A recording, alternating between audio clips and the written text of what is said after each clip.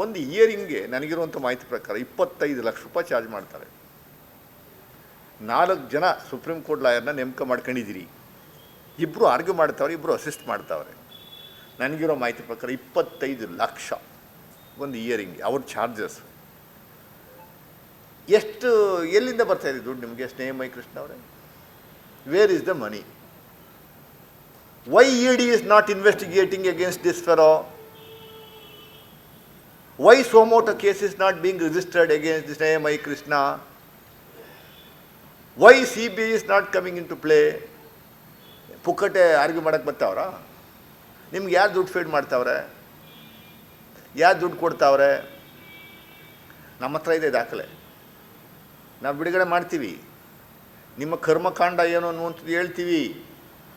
ನಾವು ಕೊಟ್ಟ ಕಂಪ್ಲೇಂಟ್ಗೆ ED ತಲೆನೇ ಕೆಡಿಸ್ಕೊಳ್ಳಲ್ಲ. 44 FIRಗಳನ್ನ ನಾವು ಕಳಿಸ್ಕೊಟ್ರೆ ತಲೆನೇ ಕೆಡಿಸ್ಕೊಳ್ಳಲ್ಲ.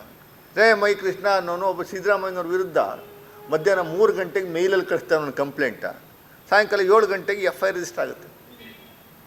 ಸಚ್ಚೆ VIP ಈ ಸಚ್ಚೆ VIP. ಯಾರು ನಿಮ್ಮ ಹಿಂದೆ ಇರೋರು ಮುಂದೆ ಇರೋರು ಯಾರು ಸ್ವಾಮಿ? ಮೈಸೂರಲ್ಲಿ ಯಾರು ನಿನಗೆ ಏಜೆಂಟ್ ಆಗಿದ್ದಾರೆ? ಇಲ್ಲಿಂದ ಕರ್ಕೊಂಡು ಹೋಗುವಂಥದ್ದು ಎಲ್ಲಿ ಭೇಟಿ ಮಾಡಿಸ್ತಾರೆ? ಎಲ್ಲವೂ ನಮಗೆ ಗೊತ್ತು. ಟೈಮ್ ಬಂದಾಗ ನಾವು ಹೇಳ್ತೀವಿ, ಜನಗಳಿಗೆ ಹೇಳುವಂಥ ಕೆಲಸವನ್ನು ಮಾಡ್ತೀವಿ.